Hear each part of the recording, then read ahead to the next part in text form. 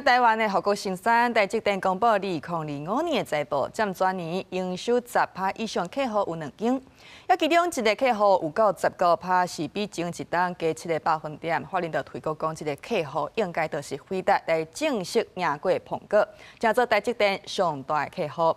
另外，伫美国亚利桑那州的厂房，伫去年开始赚钱，赚超过161亿。台积电海外扩展引起国际关注。2025年上新财报出来，合并营收3兆8090亿台票，年增31.6%，小创历史新高。过去被看作上烧钱的美国亚利桑那州厂，2025年获利161.4亿台票，开始赚钱。市场分析，美国客户就近生产需求加强。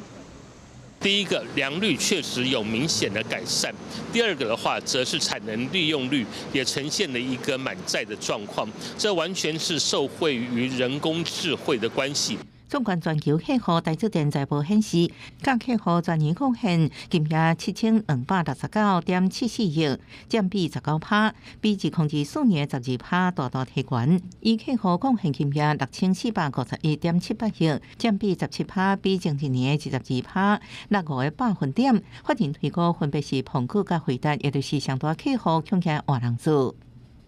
最主要的一个因素还是来自于人工智慧的这样一个崛起，它的获利能力还有营收都呈现了一个大幅度的成长。辉达公布财报之后，27号台积电 ADR 的跌幅有收敛，但仍然是一个连2日走低的状态。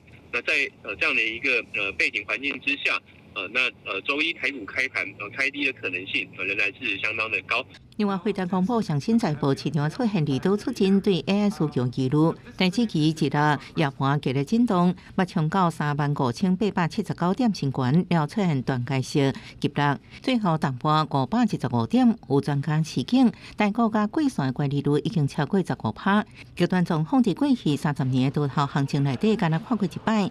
市场关注连假了是咪出现整理行情，要继续观察大趋势是毋是有改变。记者综合报道。